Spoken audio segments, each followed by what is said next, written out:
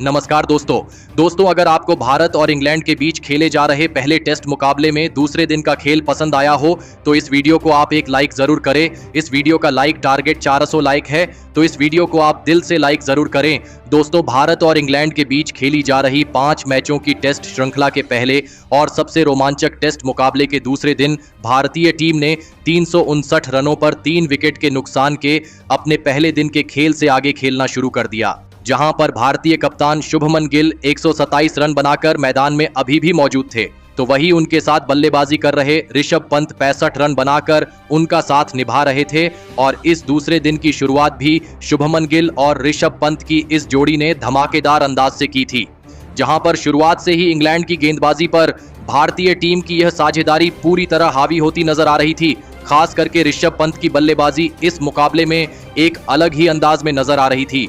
खुद इंग्लैंड के गेंदबाज तक ऋषभ पंत की यह ताबड़तोड़ बल्लेबाजी देखकर हैरान थे, तो वही सेट हो चुके भारतीय कप्तान शुभमन गिल भी अपनी इस शतकीय पारी को और भी ज्यादा बड़ा बनाने में जुटे हुए थे। इंग्लैंड के कप्तान बेन स्टोक्स की परेशानियां इस दूसरे दिन भी खत्म होती हुई नजर नहीं आ रही थी। देखते ही देखते ऋषभ पंत और शुभमन गिल की यह साझेदारी 150 रनों की हो चुकी थी।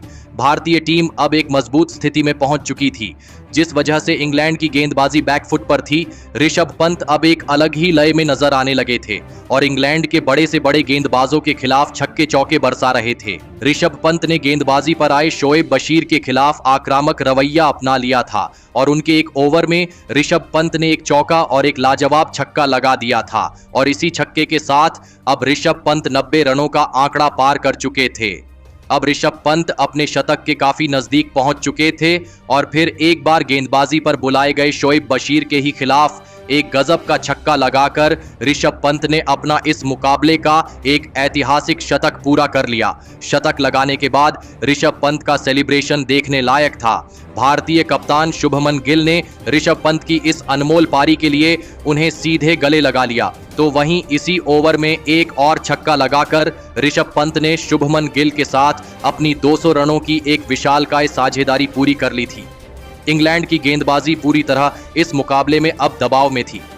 शतक लगाने के बाद तो ऋषभ पंत बहुत ही ज्यादा विस्फोटक बल्लेबाजी करने लगे थे, लेकिन तभी गेंदबाजी पर आए शोएब बशीर ने ही भारतीय कप्तान शुभमन गिल को जोश टंग के हाथों कैच आउट कर दिया। भारतीय कप्तान शुभमन गिल 227 गेंदें खेलकर 147 रनों की एक अव्वल दर्जे की कप्तानी पारी खेलकर आउट हो गए थे। भारतीय कप्तान की इस अद्भुत पारी के लिए मैदान में बैठे सभी दर्शकों ने खड़े होकर तालियां बजाई थीं, लेकिन भारतीय टीम की खतरनाक साझेदारी के टूटने के बाद अब बल्लेबाजी के लिए करुण नायर मैदान में उतरे थे। लेकिन ऋषभ पंत अपने बल्लेबाजी में कोई भी बदलाव नहीं कर रहे थे और इंग्लैंड की तेज गेंदबाजी से लेकर स्पिन गेंदबाजी के खिलाफ वह लगातार बड़े शॉट खेलते ही जा रहे थे। लेकिन तभी गेंदबाजी पर आए इंग्लैंड के कप्तान बेन स्टोक्स ने नए बल्लेबाज करुण नायर को ऑली पॉप के हाथों कैच आउट कर दिया।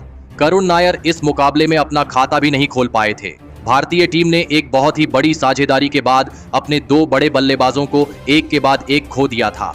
अब यहां से इंग्लैंड के पास वापसी करने का बढ़िया मौका था।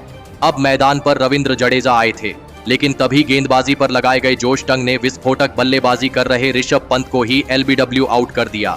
ऋषभ पंत इस मुकाबले में 178 गेंदों में 134 रनों की एक कमाल की पारी खेलकर आउट हो गए थे। ऋषभ पंत के इस बहुत ही बड़े विकेट ने अब इंग्लैंड की गेंदबाजी की मुकाबले में वापसी करवा दी थी। अब मैदान पर शार्दुल ठाकुर आए थे, लेकिन विकेट गिरने के अगले ही ओवर में गेंदबाजी पर आए इंग्लैंड के कप्तान बेन स्टोक्स ने नए बल्लेबाज शार्दुल ठाकुर को भी जेमी स्मिथ के हाथों कैच आउट कर दिया। शार्दुल ठाकुर 8 गेंद में बस 1 रन बनाकर आउट हो गए थे। भारतीय टीम का निचला क्रम इंग्लैंड की गेंदबाजी के सामने नाकामयाब नजर आने लगा था।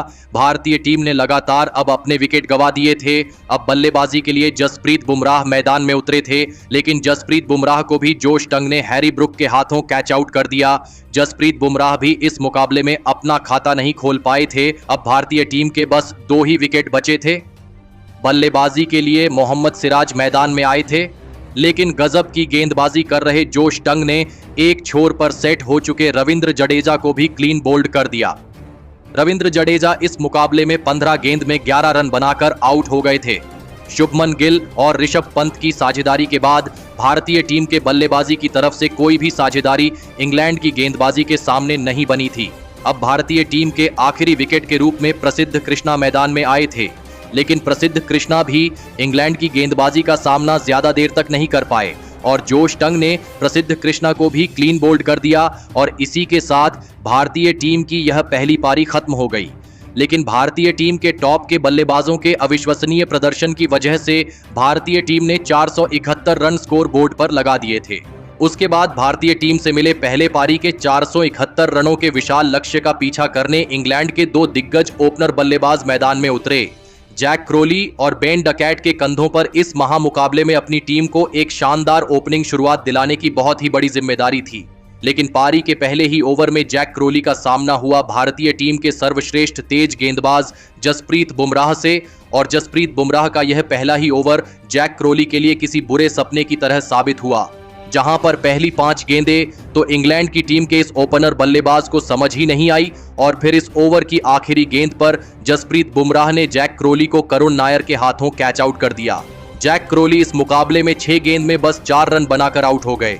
इंग्लैंड की ओपनिंग जोड़ी के पारी के पहले ही ओवर में टूट जाने के बाद अब मैदान पर ऑली पॉप बल्लेबाजी के लिए आए थे, लेकिन भारतीय गेंदबाजी का सामना करना शुरुआती ओवरों में ऑली पॉप और बेन डकैट की इस जोड़ी के लिए भी मुश्किल हो रहा था। जसप्रीत बुमराह अकेले के दम पर इंग्लैंड के इन दो बल्लेबाजों को सेट होने का मौका ही नहीं दे रहे थे, लेकिन किस्मत भी इंग्लैंड का साथ दे रही थी।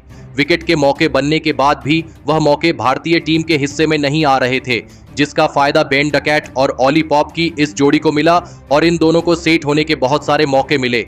उसमें से एक बड़ा मौका तब आया जब 15 रनों पर बल्लेबाजी कर रहे बेन डकैट का एक आसान सा कैच रविंद्र जडेजा जैसे महान फील्डर ने छोड़ दिया और फिर यहां से बेन डकैट और ऑली पॉप की इस जोड़ी ने पीछे मुड़कर नहीं देखा और भारतीय गेंदबाजी पर पलटवार करना शुरू कर दिया। दोनों ही बल्लेबाजों के बीच एक तेज तर्रार साझेदारी बननी शुरू हो चुकी थी। कप्तान शुभमन गिल की परेशानियां अब बढ़ने लगी थीं। दोनों ही खिलाड़ी अब मैदान में सेट होते हुए नजर आ रहे थे। जसप्रीत बुमराह के अलावा कोई भी भारतीय टीम की तरफ से ऐसा गेंदबाज नहीं दिखा जो इन दो बल्लेबाजों को परेशानी में डाल रहा हो। देखते ही देखते बेन डकैट और ऑली पॉप की यह साझेदारी 50 रनों के पार पहुंच गई। अब भारतीय गेंदबाजी भी दबाव में थी। दोनों ही खिलाड़ी अब लाजवाब और विस्फोटक बल्लेबाजी करते दिख रहे थे। भारतीय टीम की गेंदबाजी पर बेन डकैट और ऑली पॉप की यह जोड़ी आसानी से बड़े शॉट खेल रही थी। भारतीय कप्तान शुभमन गिल अपने गेंदबाजों में लगातार बदलाव करते जा रहे थे, लेकिन उसका फायदा भारतीय टीम को नहीं मिल रहा था और फिर इसी बीच गजब की बल्लेबाजी कर रहे बेन डकैट ने रविंद्र जडेजा के खिलाफ एक लाजवाब चौका लगाकर अपना इस मुकाबले का एक धमाकेदार अर्धशतक पूरा कर लिया। अब भारतीय टीम इस मुकाबले में बैकफुट पर थी।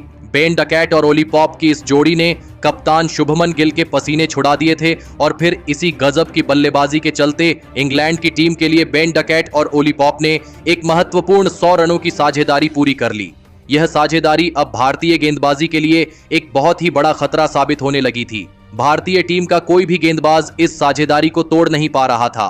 तो वहीं इसी बीच ऑली पॉप ने भी अपना इस मुकाबले का एक गजब का अर्धशतक इसी बीच पूरा कर लिया। ऑली पॉप और बेन डकैट की यह साझेदारी अब 122 रनों की हो चुकी थी, लेकिन तभी गेंदबाजी पर आए जसप्रीत बुमराह ने सेट हो चुके और गजब की बल्लेबाजी कर रहे बेन डकैट को ही क्लीन बोल्ड कर दिया। बेन डकैट इस मुकाबले में 94 गेंद में 62 रनों की एक शानदार पारी खेलकर आउट हो गए थे। जसप्रीत बुमराह ने फिर से अपना कमाल दिखाया था और इंग्लैंड की एक और खतरनाक साझेदारी को तोड़ दिया था।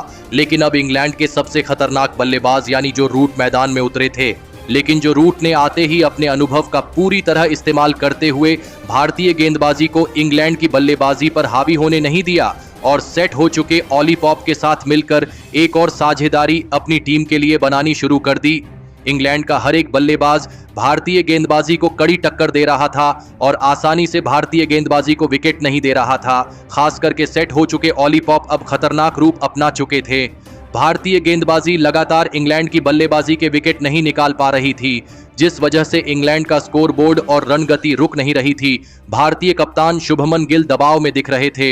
नए बल्लेबाज जो रूट भी अब मैदान में पूरी तरह सेट हो चुके थे और ऑली पॉप के साथ अपनी इस साझेदारी को लगातार मजबूत बनाते जा रहे थे और फिर इसी बीच दोनों की यह साझेदारी 50 रनों की हो चुकी थी। इंग्लैंड की बल्लेबाजी भारतीय टीम के हर एक गेंदबाज को मुश्किल में डाल रही थी। दबाव पूरी तरह भारतीय टीम की गेंदबाजी पर था, लेकिन अब सभी की नजरें ऑली पॉप के ऊपर टिकी हुई थी, क्योंकि वह अब अपने शतक के बहुत ही ज्यादा नजदीक पहुंच चुके थे। तो वहीं इसी बीच इंग्लैंड की टीम ने 45वें ओवर में ही 200 रनों का आंकड़ा आसानी से पार कर लिया था। और फिर इसी बीच गजब की बल्लेबाजी कर रहे ऑली पॉप ने इस मुकाबले में अपना धमाकेदार शतक पूरा कर लिया। लेकिन ऑली पॉप के शतक के तुरंत ही बाद उनके साथ बल्लेबाजी कर रहे जो रूट को जसप्रीत बुमराह ने करुण नायर के हाथों कैच आउट कर दिया। जो रूट इस मुकाबले में 58 गेंद में 28 रन बनाकर आउट हो गए। जसप्रीत बुमराह ने फिर से अपनी गेंदबाजी से सभी को हैरान कर दिया था और इंग्लैंड का एक सबसे बड़ा विकेट भारतीय टीम को दिलाया था। अब भारतीय टीम इस मुकाबले में यहां से वापसी कर सकती थी। अब मैदान पर हैरी ब्रुक आए थे, लेकिन इस दूसरे दिन के आखिरी ओवर में जब जसप्रीत बुमराह हैरी ब्रुक के सामने गेंदबाजी पर आए, तब इस ओवर में जसप्रीत बुमराह ने हैरी ब्रुक को मोहम्मद सिराज के हाथों कैच आउट कर दिया था।